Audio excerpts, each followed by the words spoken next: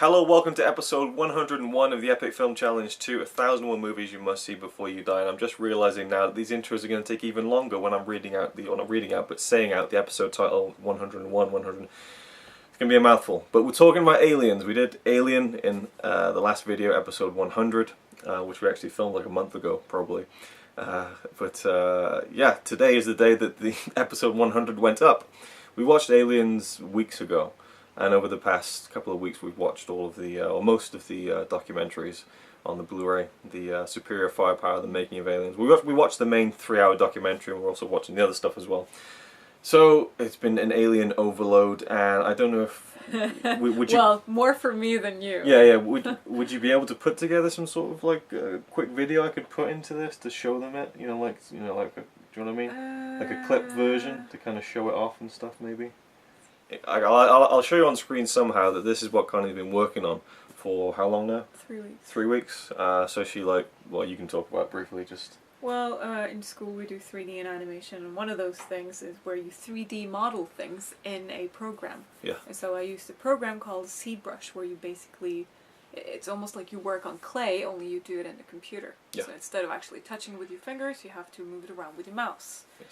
And so you sculpt and you form that clay into whatever you want, and so I made Alien.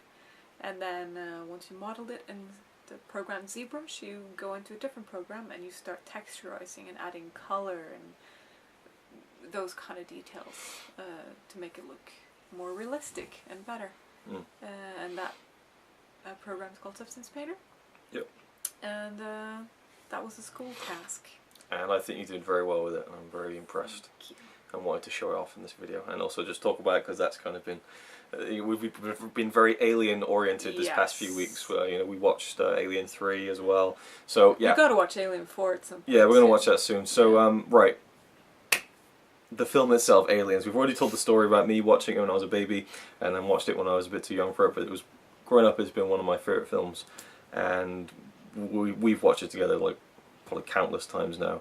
Yeah, so, but for the first time, I think I watched it like only 6 years ago or something. Yeah. That was the first time I ever watched those movies, because aliens in general just freak me out. Yeah, which you did say in the last video. Yeah, but I'm just saying. Yeah. So that's why. This time we pick back up with Ripley 57 years after the original film. She's been floating out in hypersleep. Everything's changed, and she ends up being convinced to go back to the planet where they found the ship in the original Alien, because they've lost contact with a colony which has been set up there.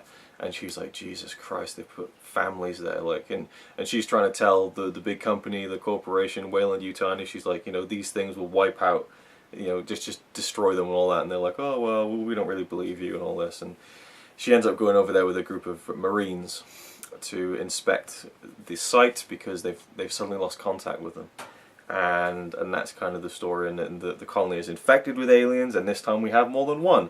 It's a very logical step forward. Alien, we have an alien. Aliens, we have more than one alien. James Cameron wrote and directed this, and I think he did a great job. And it's interesting because it's a lot of people say this is just like the action version of Alien, like it's a bit gung ho and flashbang and too loud and everything, and not as good as the original. And a lot of people prefer it over the original. I think the original's a better film, as I've already said, but I prefer this one. And the differences are interesting because the original is a completely different film in a lot of ways, but they still feel connected, and I feel like James Cameron used enough of what was in the original but made it his own kind of film at the same time. So it felt like he kind of went off and did his own thing, but he also was continuing what was started, and So yeah, what do you think? What do you want to say about the film? Well, what you're saying, like how it's more of an action movie. It is. I mean, if someone told you that they've been there and there's an alien that can kill everyone, wouldn't you want to bring machine guns? Yeah. And ammo and really tough people who know how to kill? Yeah. And so automatically it becomes an action movie, and so the logic is in there, isn't it? Yeah. So of course it's going to be more action because you're prepared to meet an alien. Yeah. Even though they really believe it, but they have to. Yeah, they kind of talk about how like they've been on a bug hunt before or something, so it makes you wonder if there are other creatures they've gone to exterminate. What's the bug? Yeah. something Maybe about Predator. I don't know. and like on the side of their ship when they go in, it says something. They got like a logo that's like bug killers or something like that. So there's there's some kind of history Really big there. cockroaches. Yeah. What I think about the movie, though, Yeah. I think maybe it's my favorite Just- out of those two, or definitely out of mine. the four, because I don't think like the last two count that much. yeah, I'm the same. But it's really great. It's a little bit longer, isn't it? Yeah, well, the director's cut, which is the one that I almost always watch. I think we watched it in the 4th 24-hour movie marathon, and we watched the theatrical cut just for a difference. And yeah, I'm always going to go back to the director's cut, which has about, I think, 20 or 17 minutes, something like that, of extra footage, which James Cameron wanted to include, but he couldn't because at the time the corporation, the film studios were like, well, if you have it this long, we won't be able to show it this amount of times in the film theaters every day. So it needs to be this exact amount of time so that we can have like as many showings as possible in one day to make more money, basically. So how long was the one we watched? the one we watched was I don't know how long it is exactly, but let's say it's 2.5 hours basically. It's But the Give or Alien take. version we watched was like 2 hours 20 or something, wasn't it? the what? The Alien. Nope. Oh, okay. The original Alien is just under 2 hours, I think. Right, okay. Well, then it is longer. And, It is longer. And you kind of notice because there's a lot of stuff before stuff starts happening. Yep. But once stuff starts happening, there's a lot of stuff happening. Yes. And I think that they got the variation down really well.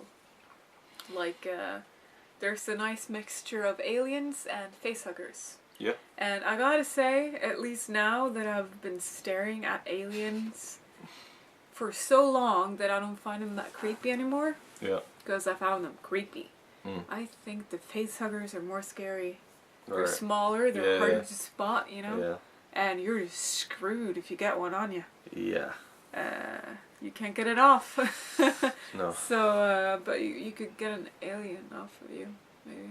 No, you're just dead. You're just dead instantly. I guess, but at least you know it before.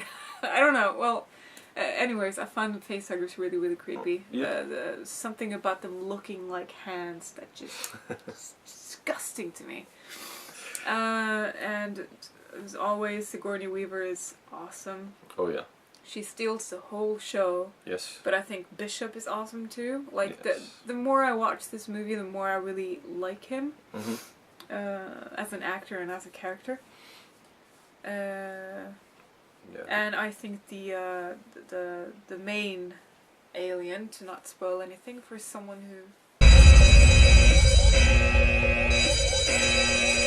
No, it's whoever fine. hasn't seen this. It's fine. The Queen Alien. Yeah. Ah, It's fine. right. Anyway, Well, just she like, looks very different from the other aliens, and I really like that. You can really tell that it's different. Oh, It's yeah. almost like with bees and ants. You know that's the Queen when you see it. I'll never forget like the first seeing that shot where Ripley is like trying to like run out at the end, and then she stops and realizes she's in the nest, and she turns around and this fucking massive thing, like the head, like is just fucking like this big crown, and the lighting from the back, it just looks And the fucking. breathing, it's Yeah. fucking dead quiet when that scene is going on. Yeah, yeah. Maybe there is some kind of like just strings in the background, but I don't know. Great use of sound. Great use of sound in that scene. And you just hear the alien like it's Yeah. such heavy and really controlled breathing. And what I find the most scary in this one is that that scene proves that the alien is very intelligent. Yes. Very intelligent. And so that makes it more creepy for me It when does, you yeah. realize, okay, hang on. It's not just You a can mindless. actually like just look at each other and understand what's going. That's freaking, you know. Yeah, that's Does it even have eyes? I've never seen eyes on an alien. It's an amazing scene because Ripley's in the nest, and well, I guess we haven't even talked about it very. Oh, it's a spoiler, isn't it? No, it's not. I just like with the Alien review. There's spoilers all throughout this because most people have seen these. And if they haven't, they shouldn't be watching and listening to this review. There's a girl who was left on the colony, the last one alive, called Newt.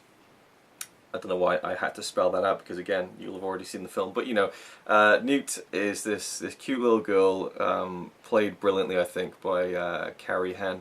And again, I love these performances in films where you have this person who never did a film before and never did a film afterwards, and it's just this singular performance that, you know, that's it. And so you don't look at her and go, oh, that's what she looked like when she was a kid. You're just like, that's Newt. You know what I mean? I mean, it would have been great if she continued to be an actress, but I do enjoy that when sometimes someone will just do a film, they're great in it, and then they don't do it again, you know? And that's the case with her, and the kind of mother-daughter relationship that develops between her and Ripley throughout the film is the heart of the film, it is the core of the film. And so when they get to that alien nest and Ripley is there holding Newt, protecting this girl that she, you know, probably loves, and then you got the alien queen who's protecting all of her babies, and Ripley fires off the flamethrower to show she's got some power, and then she points it at the egg and looks at the queen alien, and the queen alien kind of, I don't know if she reacts, but she reacts by making the other aliens back off. You see the other aliens kind of back off. But she doesn't say anything. No, yeah. It's so just you like, know they do something telepathically exactly, as well, or which freaks me out even more. Well, it must be. I mean, don't ants do that? There's some kind of hive mentality or something where it kind of is. I don't know but there is something where, you know. But anyway, it goes to that, and I think that's. And they retreat, and then. But it's, yeah, we don't need to go into full detail, but that's one of the best scenes of the whole film. Yes. And I think... Because it's so quiet as well, you just hear the alien breathing. Yeah. And you kind of hold your breath when you watch that, because you just... It's great. And it's the same... Suspense. It's suspense, yeah. It is suspenseful, and like I said with the last review, same as the original, the suspenseful scenes still hold up, even though I've seen them 20, 30 times over. You know, I still get stressed out with the elevator at the end. I still get stressed out with all these things that happen and make you... Fucking elevator. And yeah, it's a great cast. There's a great cast. The Marines are fun, and, you know, like Vasquez. You know, people always point to this film and say, oh, this is a great, you know, example of like a film where the woman was like the hero and like this action heroine, but you have another really strong female character in Vasquez. She's the baddest Marine of the lot of them, you know, and she's a great character.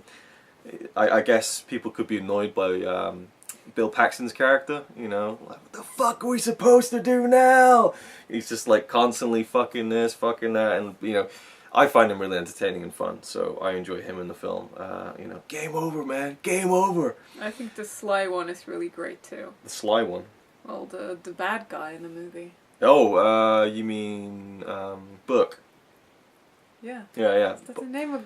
Is that his name in the movie? In the movie, yeah, Polarizer, who is a comedian. You know, I know him from like comedy in like the 90s and stuff, and he's great as this, well, yeah, it's kind of, a bit of a sleazy kind of, you know... Cowardly, yeah, but a great kind of character dropped in the middle of all the other stuff that's going on. He's basically who the droid was in the first one, in a way. Kind of, yeah. The company. He represents the company and the evils of the company, I suppose. Yeah. Much like Ian Holm's character in the original. Bishop, as you said, fantastic. Lance Henriksen is just so good as him. And I love how Ripley doesn't trust him, and that is a whole storyline going throughout the entire film. Trust him. Yes, which makes you not trust him, and they kind of tease you with that as well. There's a scene where he's examining the facehugger, just like Ian Holm was in the original, and they make it seem like he knows something more, or that he's doing something more. So, loads of little great moments in this, and I just love that this film got made, because James Cameron was trying to pitch a film and it wasn't going very well, and he was about to leave, and then he's like, and they're like, oh, we're doing this thing, a sequel to Aliens. Like, oh,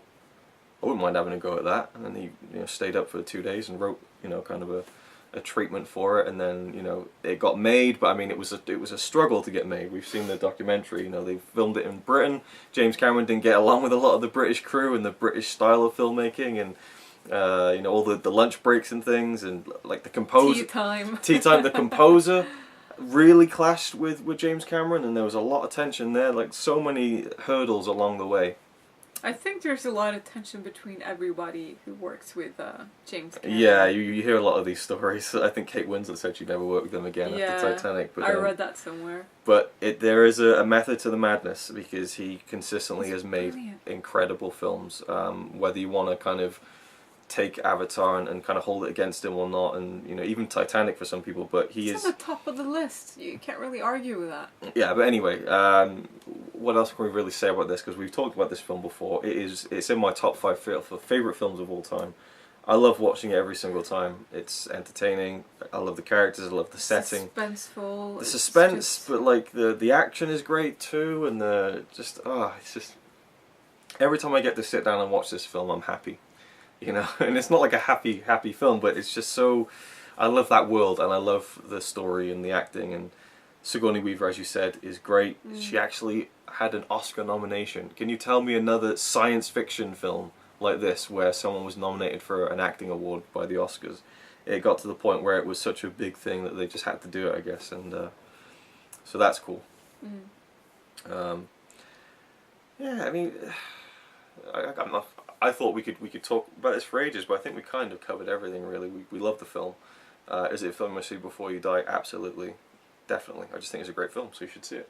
It's as simple as that. It is as simple as that. I don't think you even need to ask me, because obviously, yes. Yeah, I love it. I love the music, even if there was a kind of tempestuous relationship between the composer and James Cameron.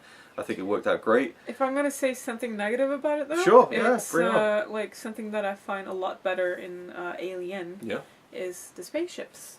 Okay. The spaceships in the first one, whenever you see them flying, they're very smooth, and it actually looks like they're big and in space or whatever. Yeah. In this one, they're a little bit wobbly. It doesn't look as smooth, and so it looks more fake. Yeah. Doesn't look real at all, actually, in my opinion.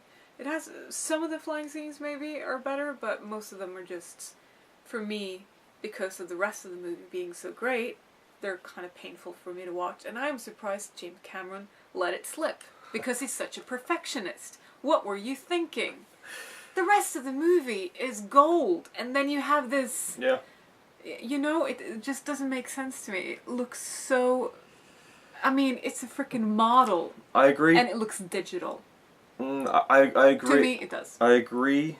You just love it too much. No, but I don't think it stands out that much. You know, I can agree that it's not to the quality of the other effects in the film, but it really makes it look its age. But the rest of the movie doesn't. Okay. And that's what bothers me. Everything else is like, because of its practical effects, it looks better than most movies nowadays, because you can tell where the green screen or blue screen is, you know? But that one, it actually looks like it is a spaceship in front of a blue screen. And they could do blue screen at this point in time, so they chose not to that much. They chose not to that much. It's too expensive. Yes, for some reason. And so it forced their hand a little bit, but yeah, I think the effects are great. And one thing that really stands out to me in terms of the effects is the final action scene, and I love it because I never knew that was models like that. I never even thought about it. I was just thinking, Jesus, how did they get that big thing moving, you know? The thing is, you know, the big ending of the film is escaping from the planet before the whole thing's about to blow up and stuff, and it's such an amazing scene. And they escape, and it's suspenseful, there's action, and it's just like, oh my god, they finally got away, they've done it. You could end the film there. Brilliant film, awesome, loved it. But it keeps on going. They get off on the ship up in space, and the Queen Alien is there. Boom! Straight through the chest. The Bishop rips him in fucking half, and then we're on again. It's kicking off again. And yes, I think it's a bit overindulgent. Yes, I think it's a little cheesy when the gate opens and you've got Sigourney Weaver in this massive power loader. When and the she lighting says is that, I have chills. It's brilliant. I mean, it's cheesy, but it just works so well, and she just delivers it perfectly. Get away from her, you bitch! The poison when she says bitch, it's so pleasing to me, because I like a good swear. Yeah. I like it when you put an emphasis on those consonants, you know? And that's what it's called, right? A consonant. Yeah, and I'd forgotten, because I watched all the making ofs when they came out like over 10 years ago, and I'd forgotten how they did all that stuff with the power loader, where they literally had this thing that she was strapped into, but there was a guy inside it behind her to kind of move around and stuff. I remember that. And the scenes yeah, and but also a lot of the shots are models, and it's just done so, edited so well, and the shots are picked so well that you never really notice. No. Yeah, apart from the shot where she grabs it and she picks it up and drops it into the hangar pit, because I just know there's no way they could have done that for real, but it still looks great. You know, amazing. And because of practical effects. It's such a great climax. It is such. I just fucking love it. It's brilliant. I just love it when she says bitch. It's like every time that door opens, and I'm just like, here it comes. Yeah, there's such a build she's gonna say it. And again, the sound drops out, and it's just a Jink, and then she stops, big close. I mean, it's such a and the cinematic alien stops moment. and looks at her because alien is intelligent. And you just know, in '86 when this came out in the cinemas and people watched it, the place probably went nuts when she said that, especially in America, you know, or maybe only in America where the crowds are a bit more raucous and stuff. But I mean, that's a movie moment where people are just cheering like. Yeah, but I mean, like just the word bitch. I think they said. I think there was more cursing in the rest of the movie as well. Oh yeah. So it's not the first time they hear it, because then maybe they would be against it or something. What do you mean? I mean, you know, a lot of movies they take away words like bitch. It's an 18 rated film. It's an R rated film. Oh right, I didn't know. Yeah. Do you not forget the scene where Bill Paxton dies? He's like, "Fuck you, motherfucker! Fuck you too!" Like there's a lot of swearing in the film. Oh yeah. Wouldn't you say that though? I would fucking say that. Exactly. I would say that till my last breath. Oh, yeah. Well, there you know. Yeah, Those are my last words. And bitch, you can get away with bitch in any old film. You know, you can put that in Tom's the Tank Engine. I didn't know it was 18 though. Yeah, it's, you know. Anyway, so... And your mother let you watch it when you were 2. Or 1. 0. 0. Before I was even 1 year old. But yeah, and the director's cut is the one I would say you should watch. Again, if you watched by this far, you probably watch it anyway, but I like how you get the scene where we find out she had a daughter, and that her daughter had died, and how, you know, emotional that is, and how it ties into her relationship with Newt as well. And James Cameron was so pissed off when they had to cut that scene, because he felt like it was integral to this. No. Sigourney Weaver was actually. What scene did they cut? When it was released in the cinemas, it didn't have the scene where she found out about her daughter. So, as far as the theatrical cut is concerned, she never had a daughter, because we don't hear about that. Long. No, but yeah, sorry, it was Sigourney Weaver who was so upset about it apparently because she thought it was integral to the character. Yeah. And then we get, I think the biggest scene is when we see the colony before it got taken over. We get to see Newt and her family and her father get the face hugger. Yeah. Now, I think it's great to see that, but I do enjoy not seeing that. And so that when we go to the colony, yeah. You don't know what's been there, you don't know what's happening. The first time you see this girl is when she's like cowering in this little gangway or whatever. So I do like seeing that scene, but that's the one thing maybe I'd like to just not see, because I kind of like the suspense of not seeing it. But hey, I've seen the film so many times anyway. So. Yeah, but I mean that gives more character to the girl because she's seen her dad get that thing on it. It does, and she also knows that he was the one who brought it there. Yeah, but I like the kind of not knowing, you know, what she's seen or not knowing what she's, you know. I mean, maybe she would be upset if they didn't show that, because now she knows that brings a lot of personality to her. Sure. And who is this girl? It doesn't bring you the question when you see her in that little room in the vents. Yeah, that's another great scene. Know Man, who it's that girl is. just every scene in this film, I just love it. So that's about it. As far as the sequels go, you know, we're not going to talk about it at all really, but I'll just say 3 and 4, I enjoy them for what they are, but to me, the core of the Ripley story is the first and second one. I like to kind of just imagine that it ended with this film, the same way I feel about the Terminator series. I like to just imagine it ended with Terminator 2, and the other ones are just alternate timelines that I can just enjoy for what they are, but I like to just stick to the... I gotta say that the third one wasn't that as bad as I remembered. Yeah, we're going to talk about another video, so we won't. Are you? We won't go into detail about that now. But I thought we weren't. We will. We'll sort something out for that. But yeah, and I hope that Neil Blomkamp gets to do his kind of half sequel to this, because he wants to get Sigourney Weaver back. He wants to get Hicks back and Newt back, you know, and do this kind of. He wants an Alien 5. Well, it wouldn't be 5, would it? It would be 3.2. I don't know. It would kind of, because we don't know what his plan is, if he's even going to get to make it, because Ridley Scott has said that he wants to do his Prometheus sequels first, so it might not even happen. Sigourney Weaver ain't getting any younger, but she does want to do it. She says she's read it. She said it's brilliant. She wants to finish off Ripley's story properly, which I do feel it wasn't finished off properly. You know. So they're going to forget about 3 and 4 if they do it. Neil Blomkamp said I'm not going to do that, but then, you know, how else could he get away with it? I don't know. I really don't know what the idea is behind that. Anyway, there we go. Anything else you'd like to add about Aliens? Watch it. If you haven't seen it before, watch it. If you've seen it before, watch it again. Yeah, that's all we can do really, because anyone who got to this point in the video has seen Aliens. So just watch it again. Go watch it again and enjoy. You'd be surprised at how many people haven't seen any of these movies. Sure. No one in my class almost had seen these movies, and we're a bunch of nerds. So, yeah. Go watch the movie now. Go watch it in now. your living room. Again. Go to the sofa. Go and watch it twice. In a row. Yeah, with the audio commentary as well. Good one. Alright, thanks for watching, and we'll see you with the next video. Okay. Okay? Yeah, I'm just saying. You're okay with that? I'll be here probably, so, you know. It's good to know.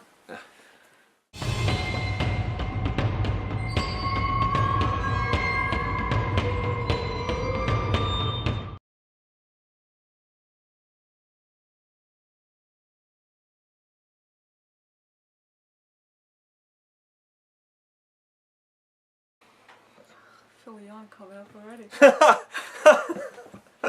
I'm actually suppressing a yawn right now. Oh my god. You've been trained to it whenever you hear a little... Yeah. Yeah. Psychological. Yawn time, okay, right.